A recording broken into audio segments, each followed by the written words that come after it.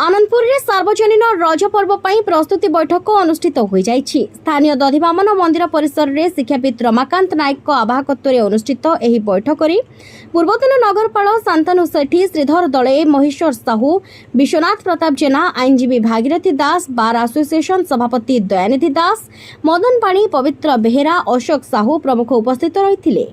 3 दिन धरी अनुष्ठित हेबाकु थिबा एही महोत्सव रे 3 दिन धरी सभा और सांस्कृतिक कार्यक्रम अनुष्ठित हेबाकु निष्पत्ति निया जायथिला। एही बैठक रे सर्वसम्मति क्रमे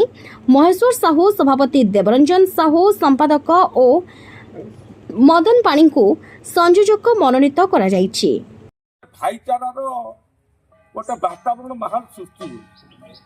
से आमे आनंदपुर जो भाईचारा जो आंध्रपुरिया भाईचारा आमे पूरा तार केमिति पुणी पुनर्स्थापित हम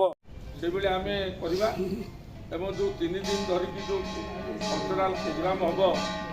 से आनंदपुर जो लोक मैंने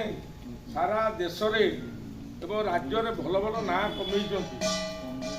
आम निमंत्रण करके डाकिबा चेष्टा करवा कम समय भितर आनंदपुर जो विभिन्न लोक मैंने विभिन्न दिगरे खेल हूँ, फिल्म लाइन में हूँ, सरकारी चाकरी लाइन में हूँ, व्यवसाय क्षेत्र में हूँ, राजनैतिक क्षेत्र जाओ आज आम शांतनु भी अच्छी शंभु भी अच्छा आमर बहुत कम समय भितर आम लोक मैंने बस आमर जो गोटे आनंदपुरिया भावना नहीं आनंदपुर सब डिविजन हेडक्वार्टर हूँ आनंदपुर सहर ये दीर्घ दिन धरिक आम छुआ बेले आम देखीचु दीर्घ दिन धरी 5 दिन 10 दिन धरिकी सब कल्चराल फंक्शन चले पूरा सारा राज्य लोक आसती पूरा सेठी जो माहौल जो लगे जो महोत्सव से आज से माहौल से भाईचारा ना आमर सीनियर लोक माने